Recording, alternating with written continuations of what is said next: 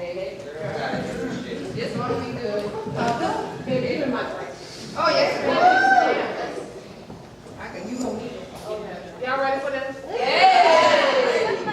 Girl. All right now.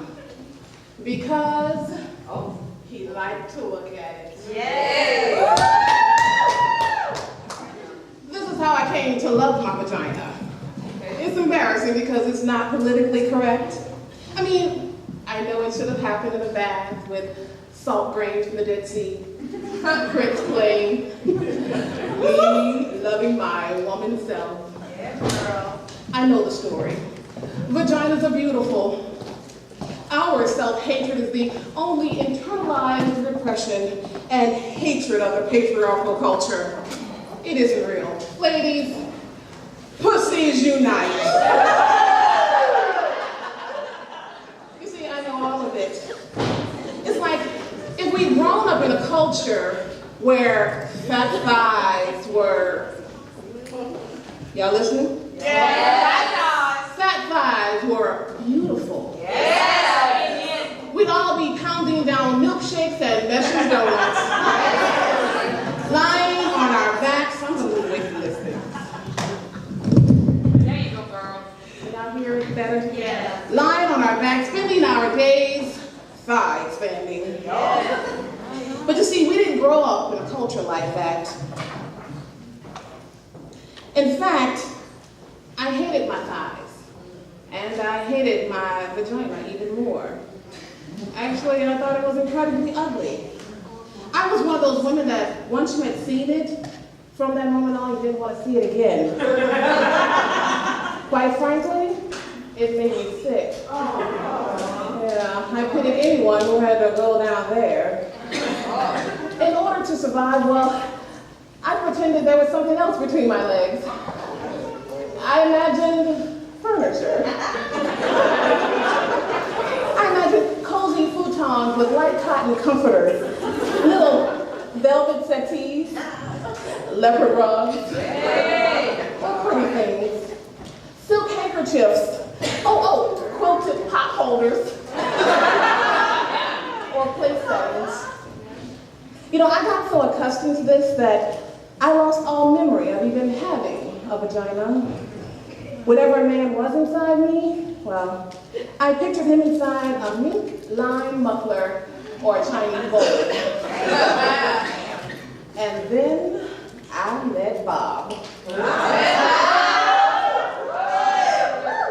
You see, Bob was the most ordinary man I'd ever met. He was tall and thin and nondescript and loved wearing khaki tan clothes. You see, Bob wasn't from Louisiana. He didn't like spicy foods. And he didn't listen to Jay-Z. And David, he didn't have any interest in sexy lingerie. Yeah, Bob. You see, in the summer, he spent time in the shade. He didn't share his inner feelings. He didn't have any problems or issues. And he wasn't even an alcoholic. I know. He wasn't funny. He wasn't articulate or mysterious. He wasn't mean or unavailable. He wasn't self-involved or charismatic. He didn't drive fast. You know, come to think of it, I didn't particularly like Bob. However, I would have missed him altogether had he not picked up my coins that I dropped on the double floor. When he handed me back my quarters and pennies, and his hand accidentally touched mine, something happened. I went to bed with him. And that is when the miracle occurred. You see, turned out Bob loved vaginas. He was a connoisseur. He loved the way they felt. He loved the way they tasted. Amen. He loved the way they smelled. Yes. But most importantly, he loved the way they looked. And Bob just had to look at them. You see, the first time we had sex, he told me he had to see me. I'm right here, Bob. No, you. I have to see you, he said. Turn on the light, I said, thinking he was a weirdo freaking out in the dark. So he turned on the light. Then he said, okay, I'm ready. I'm ready to see you. I said, okay. Bob, what are you doing? He said, I have to see you. I said, Bob, I'm right here. Can't you see me? Then he began to undress me. You know Bob too, don't you?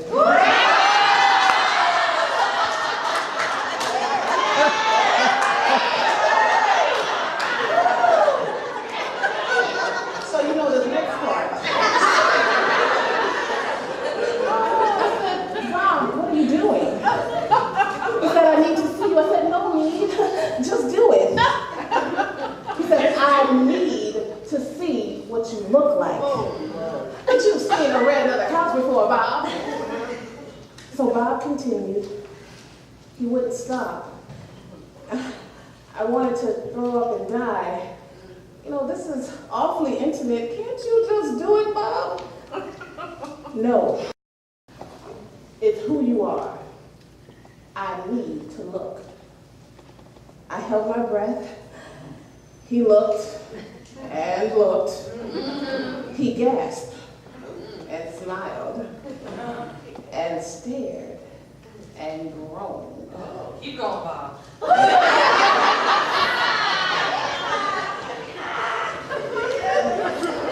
He got all breathy and his face changed. He didn't look ordinary anymore. In fact, he looked like a hungry beast. Then he told me, you're so beautiful. You're elegant and deep and innocent and wild. Bob, you saw all that down there? It was like he had read my palm. He said, I saw that and more, much, much more. He stayed looking for almost an hour. As if he was studying a map, observing the moon staring into my eyes, but it was my vagina. In the light, I watched him looking at me, and he was so genuinely excited, so euphoric, so peaceful. I began to get wet and turned on, right, ladies? You see, I began to see myself the way he saw me. I began to feel beautiful and delicious, like a great painting or a waterfall. You see, Bob wasn't afraid, and Bob wasn't grossed out. I began to swell, and I began to feel proud. I began to love my vagina. You see, Bob lost himself there, and I was there with him in my vagina. And we were gone.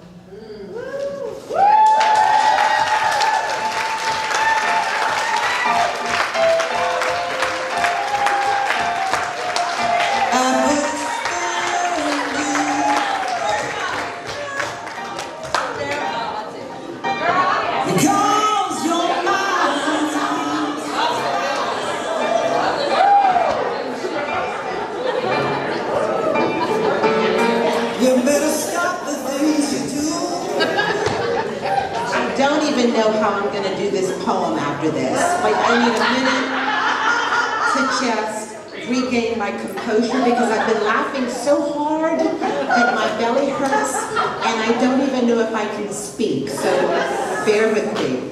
And it's a serious poem, and not even a poem about vaginas, so we're going to take it down a notch, ladies and gentlemen, and then I'm sure pipe it back up for the Vagina Monologues.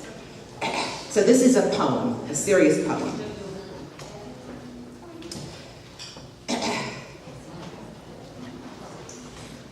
Flimsy fist she raised like an unfelt sorry. spinning thread on feeble fingers. Could have clocked the next formula for new inventions, made river strategies of other struggles. Her sewing pen, a compass needle tossed before we find her body.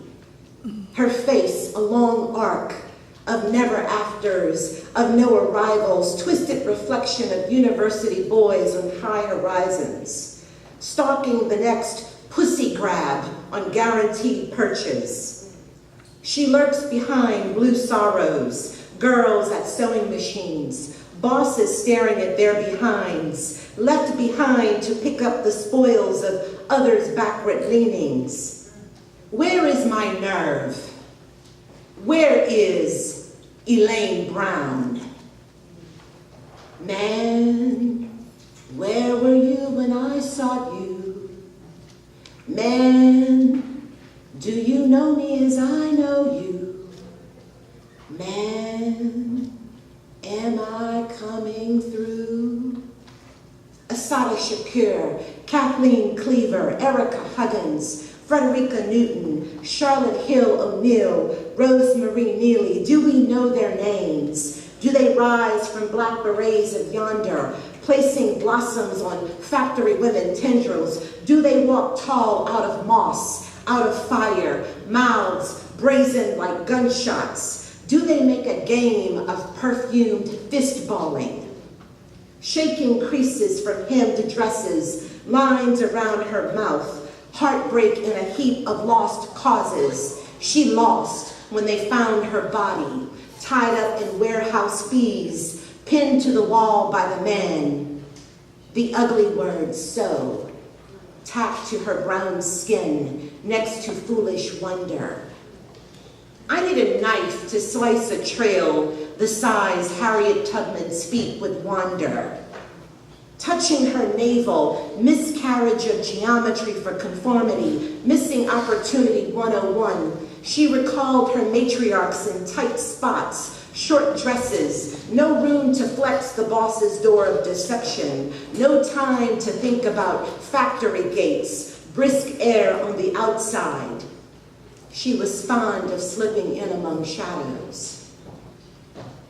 Bibliostitch, she needed to enter. Rebel calling stirred deep inside. She wanted to know if, she wanted to feel the words, to know if light carried sound, the smell of ink-marred pages, the rhythm of cadence, the taste of brain morsels infecting her dreams. Chiffon, tulle, embroidery, refined from practice, set free from empty blouse, space.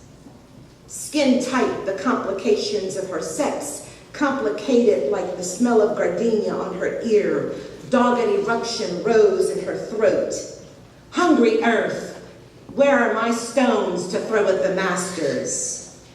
Where is Miss Badass, Elaine Brown?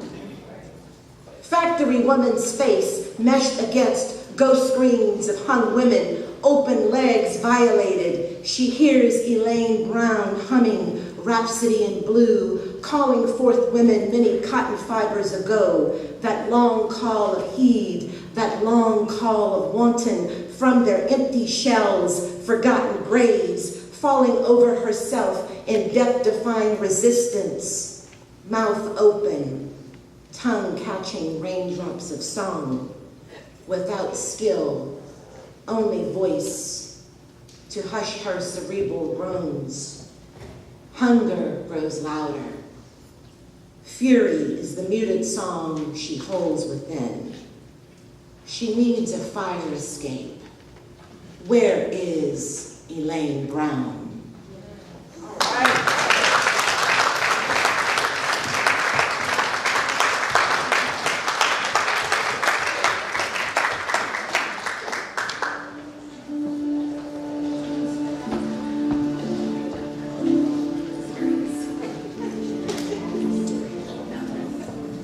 This is a not-so-happy fact found in the New York Times, April 1996. Genital mutilation has been inflicted on 80 to 100 million girls and young women. In countries where it is practiced, mostly Africa, about 2 million youngsters a year can expect the knife, or the razor, or a glass shard to cut their clitoris or remove it altogether. In a man, it would range from amputation of most of the penis to removal of all the penis. Short-term results include tetanus, hemorrhages, cuts in the urethra, bladder, and vaginal walls. Long-term, chronic uterine infection, increased agony and danger during childbirth and early deaths. Please welcome to the stage a special guest, Cameron Yarber. Cameron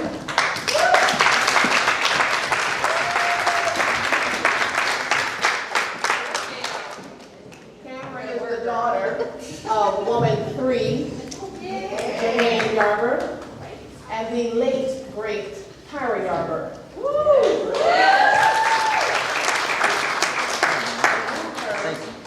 When she was a little pretty girl, and now she has blossomed into a beautiful woman.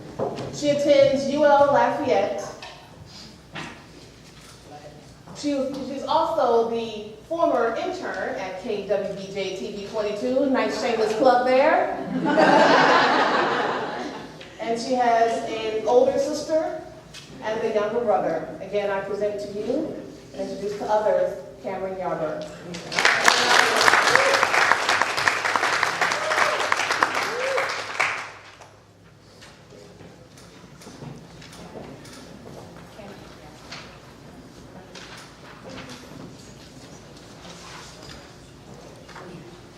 Bosnian women refugees were interviewed during the war in Yugoslavia in refugee camps and centers.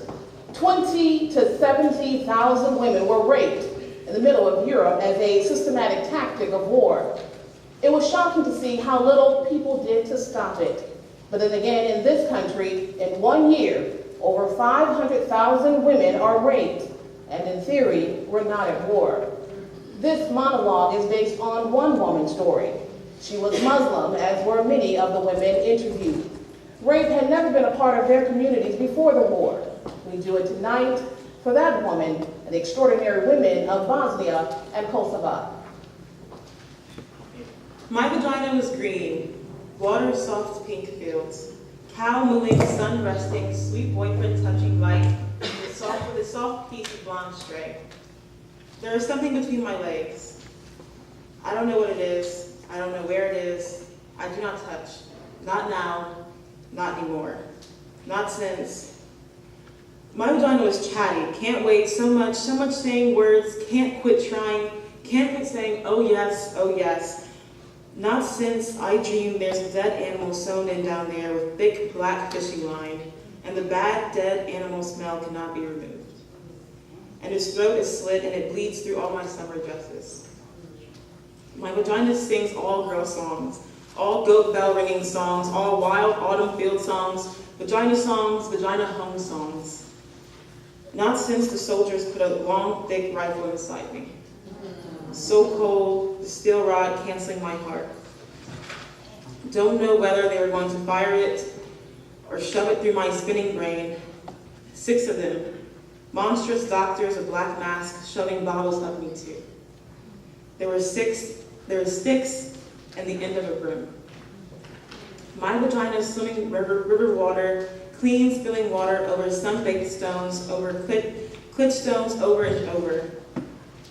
Not ever since I heard the skin tear and make lemon screeching sounds. Not since a piece of my vagina came off in my hand.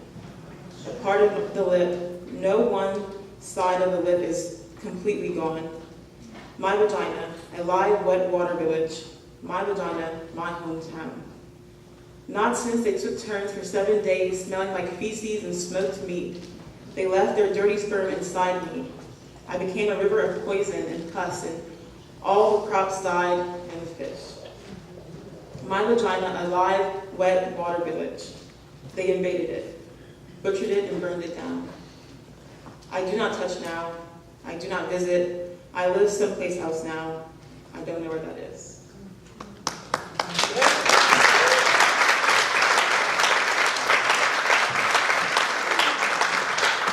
We will now pause for a 15-minute intermission.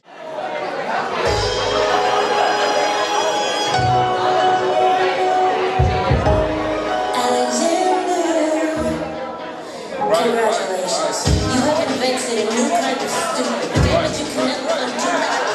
And all the rata cages in the zoo. You didn't think this new kind of stupid. Let's look at it. You took a room. You made me some people who never refused by sharing an affair of which nothing was accused you. Things at the table.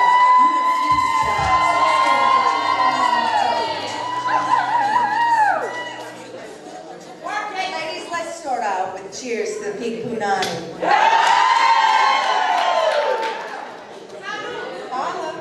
Let me tell y'all something. My vagina is angry. It is pissed off, okay? My vagina is furious and it needs to talk. It needs to talk about all this shit, okay? And it needs to talk to you. Tim, let me tell you something now. Let me tell you something. I mean, really, bruh.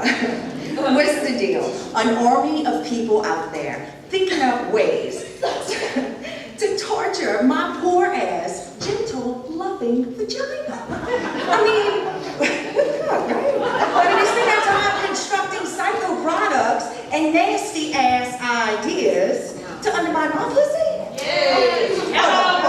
Vagina motherfuckers. All this shit, they constantly trying to shove up us, clean us up, stuff us up, make it go away. Oh, baby, let me tell you. My vagina ain't going away, okay? It's pissed off. It's pissed off, and it's dead right here. Let me see. Tampons. What the hell is that? Jesus Christ. Lord have mercy. A wad of dry cotton choked up in there. Why can't they find a way to subtly lubricate a tampon? As soon as my vagina sees it, it goes in the shop. Nope, it ain't happening. It ain't happening. It says, forget it. It closes shop. You need to work with my vagina. You need to introduce it to things. Prepare the way, okay? What the fuck? That's what foreplay's all about, right? I mean, come on. You got to convince my vagina, seduce my vagina, engage my vagina's trust, okay? You cannot do that with a dry wad of fucking cotton. Stop shoving things up me. Stop shoving and stop cleaning it up, okay? Because my vagina doesn't need to be cleaned up. It smells good already. Don't try to decorate it, and don't, ladies, I repeat, don't believe him when he tells you it smells like rose petals. When it's supposed to smell like pussy, okay? That's what they're doing. They're trying to clean it up. Make it smell like a goddamn bathroom spray or something. Come on now. All those douches, floral, berry, rain. Well, I don't want my pussy to smell like rain, y'all. I mean, all cleaned up like washing a fish after you cook it.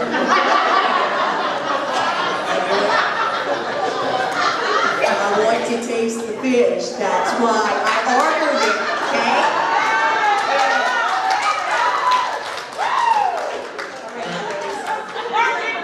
Let me tell y'all this. Y'all know what I'm talking about. And then there's those exams. Lord have mercy, who thought that shit up? There's got to be a better way to do these exams, right? Why the scary paper dress that scratches your nipples, you know, crunches when you lay down, like a wadded up piece of paper? I mean, what the hell are they thinking? Why those rubber gloves? I mean, why the flashlight? Flashlight, like Nancy Drew fighting against rap. What the fuck? Why? The Nazi steel stirrups and the mean cold duck lips. What is that? I mean, really, why? My vagina's angry about this shit. Those visits are horrible. It gets defended weeks in advance. It's like, oh no, I don't want to go there. I don't want to go out the house. She's going to take me there. Then you hate that. Here they go. I need you to scoot down a little bit. Yeah, Miss Vicky. Okay, a little bit more. Relax your vagina. Relax. A little bit more. Can you a little bit more? Bitch, why? So you can stick me gold duck lips in it? I don't think so. What the hell? Why can't they find some nice, delicious purple velvet and wrap it around me, lay me down on some feathery cotton spread, put some friendly pink or blue gloves on, and rest my feet in some fur-covered stirrups. Warm up the duck lips. Work with my vagina. But no. More torches, dry water, motherfucking cotton, green gold duck lips, and thong underwear. That's the worst. I mean, really, thong underwear. Who thought that shit up? Moves around all the damn time, gets stuck in the back of your vagina. Real crusty butt. I mean, your vagina's supposed to be loose and wide and free, honey, baby. It's supposed to be moving. That's why girdles are bad for you. You need to move and spread and walk and talk. It needs to be happy. That vagina needs to be happier. Vaginas need comfort. No spanks. True that, girl. True that. Make something like that. Something that gives them pleasure, right? But no, of course they don't do that. They hate to see women having pleasure. I mean, particularly sexual pleasure. I mean, a nice pair of soft cotton underwear with a French tickler built in. Women would be coming all day long. Coming in the supermarket, coming in the subway, coming in the Franklin grocery store. They wouldn't be able to stand it. All these happy, energized, not taking shit vaginas, right? If my vagina could talk, Lord, y'all keep asking about if my vagina could talk. Let me tell you, if my vagina could talk, it would talk about other vaginas. It would be like, bitch, what the hell? And it would do vagina impressions. It would be like, girl, ooh, what the? Hold on now. It would wear Harry Winston diamonds and no clothes, just all there, draped in diamonds. Let me tell y'all. My vagina helped release a baby. It thought that it would be doing more of that. It's not! Never, one and done, holla.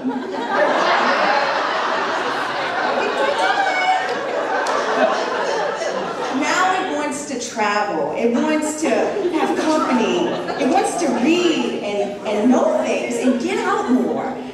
It wants sex. It needs sex. It wants to go deeper, honey. It is hungry for some depth. It wants kindness. And it wants change.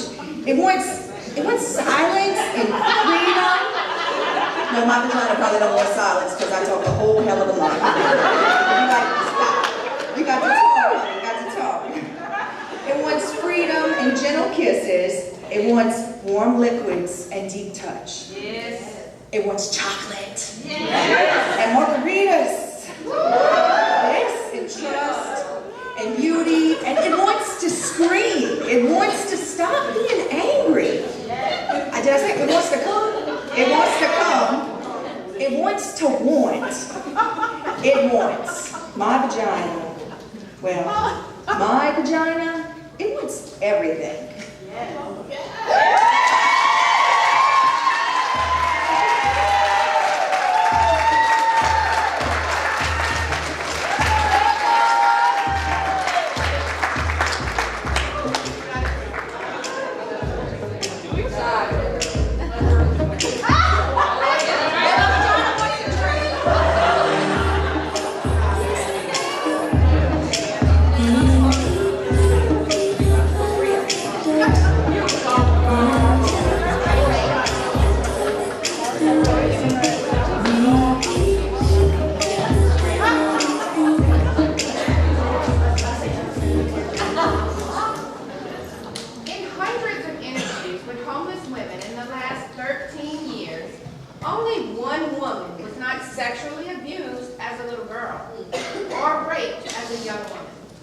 For most of these women, home is a very scary place, a place they have fled. Shelters like Shea Hope, ironically, are the first place many of them ever find safety, protection, or comfort. This is one woman's story as she told it.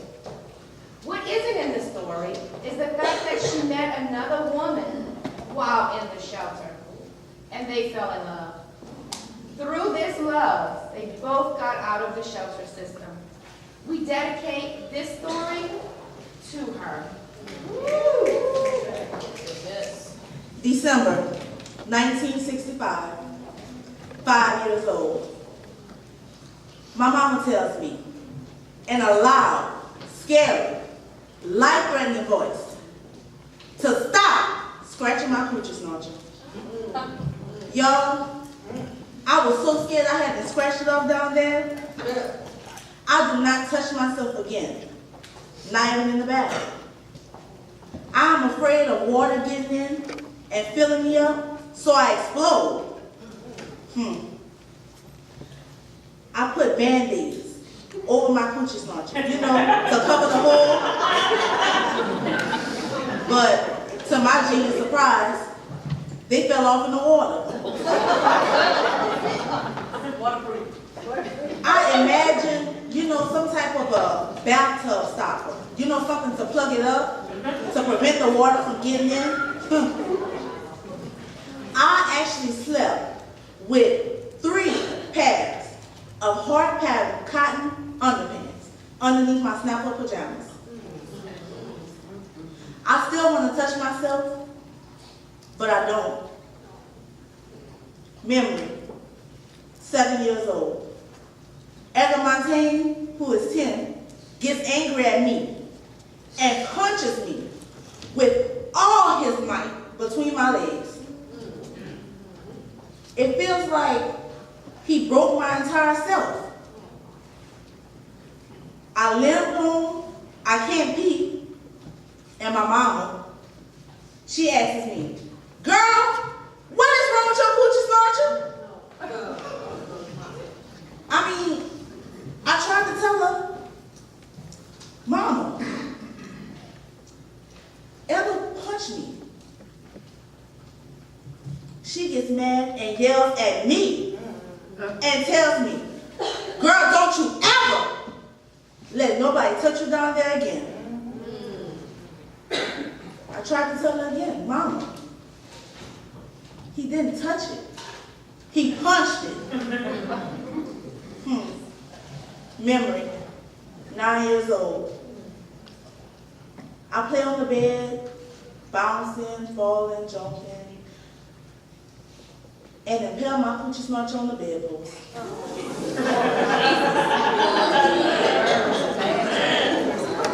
I mean, I'll make this high-pitched screaming noise, and it came straight from my coochie snatcher's mouth.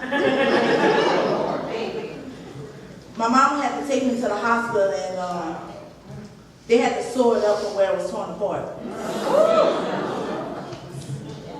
Memory.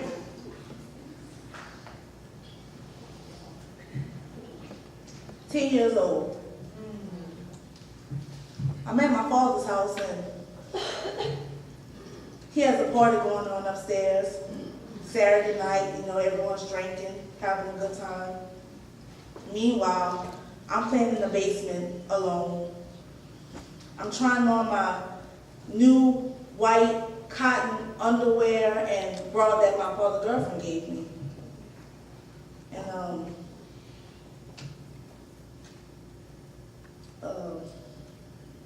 suddenly, my father's friend is this big man, Alfred. He comes up behind me and he pulls down my underpants. I mean, before I knew what happened, he stuck his big, hard penis inside of me. I screamed, I kicked, I cried, and he still got in. By that time, my dad's there, and he has his gun, and there's this loud noise.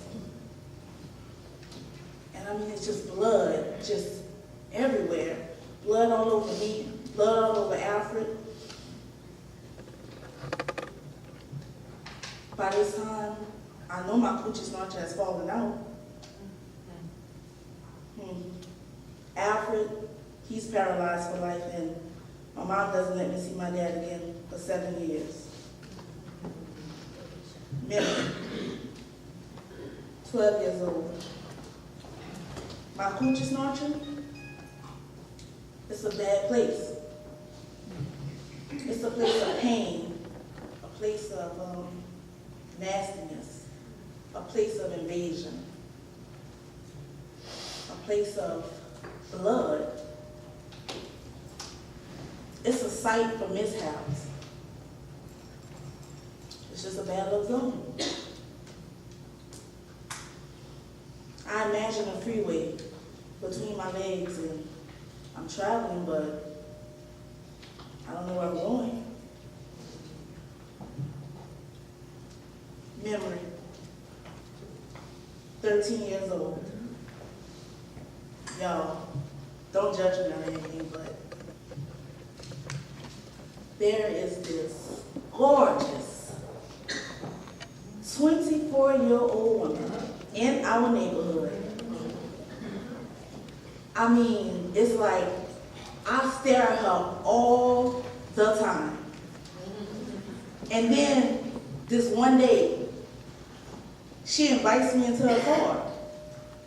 She asked me if I like to kiss boys. And I told her, I do not like to do that. And she says, come here, I want to show you something. Well, she leans over and she kisses me so softly on the lips, with her lips.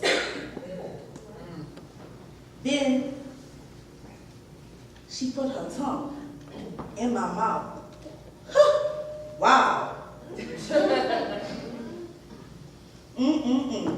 She asks me if I want to come over to her house, and then she kisses me again. She tells my mom, and my mom is delighted that such a beautiful woman like this is interested in me.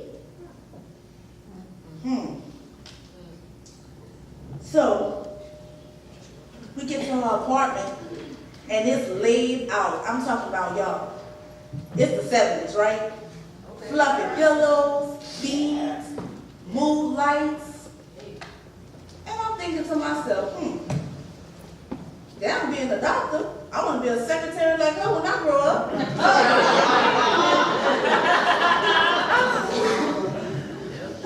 So,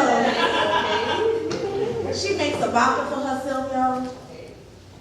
And she asks me, what would I like to drink? I'm like, the same as you drink. She tells me, oh no, I don't think your mama would want you drinking. And I let her know. I sure don't think my mama would want me kissing a girl either. So needless to say, I had a vodka for a drink. Well, she changes into this chocolate satin teddy. And I told her, you look beautiful. She said I look beautiful too, but I'm like, you see what I got on? Just a plain white bra and panties. So she changes me into this lavender teddy. Lavender is my favorite color. It felt like the first days of a soft spring. And did I tell y'all that she had this beautiful picture of this black woman with a big afro, naked, over her bed.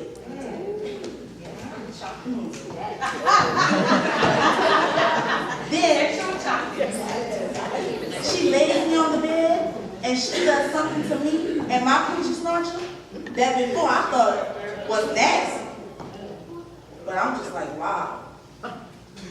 You know, I mean, she tells me your vagina, untouched by man, smells so good. I wish I could keep it like this forever.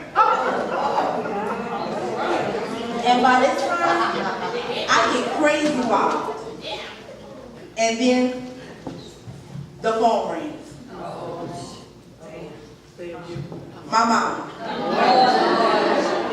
When I tell you this woman catches me at everything, I just knew she knew. So I get on the phone. And she says, "Girl, what's wrong with you? You been running?"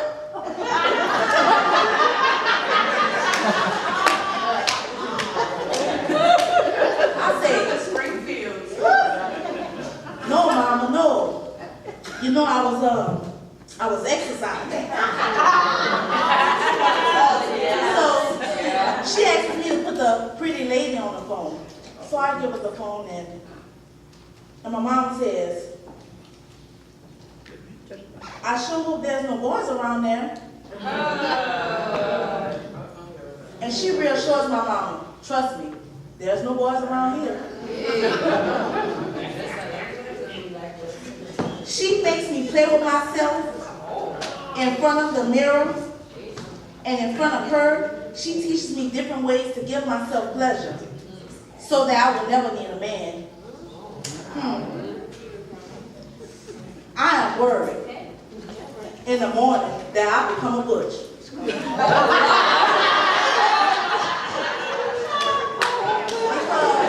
I am just so madly in love with this woman. She laughs, but I never see her again. I realized later that she was my surprising, unexpected, politically incorrect salvation. She transformed my sorry-ass coochie snatcher and raised it into a kind of heaven. She was the devil.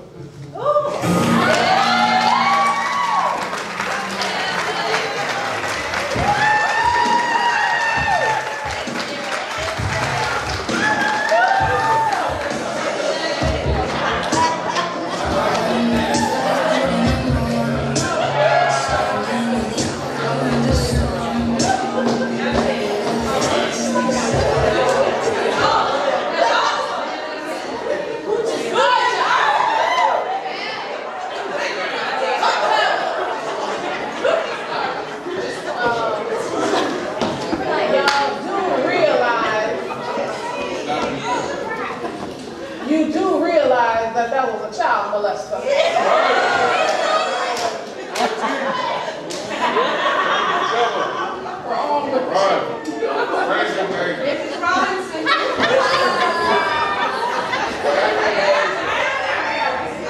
I have a question for all of you ladies. Okay. And I'm a little embarrassed to ask. This is the Vagina Monologues. No, girl. What does your vagina smell like? Oh, well, I'm thinking earth, water, a brand new fresh morning.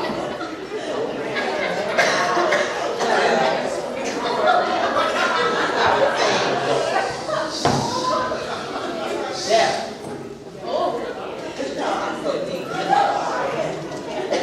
Sweet ginger.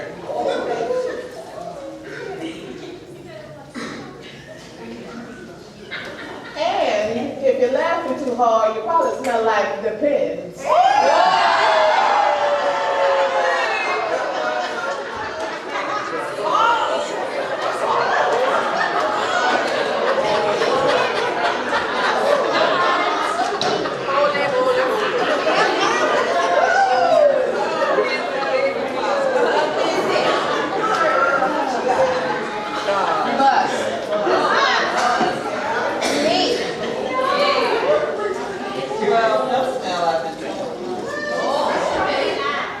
And if you're fancy, you probably smell like pineapple. Or maybe Chalice essence. Ooh, or maybe that new smell, Paloma Picasso.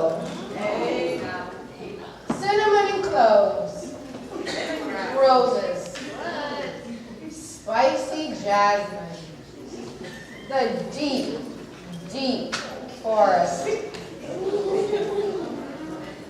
Sand Moss. Yummy candy. But I really can't lie, y'all, because sometimes it be something like slight fish.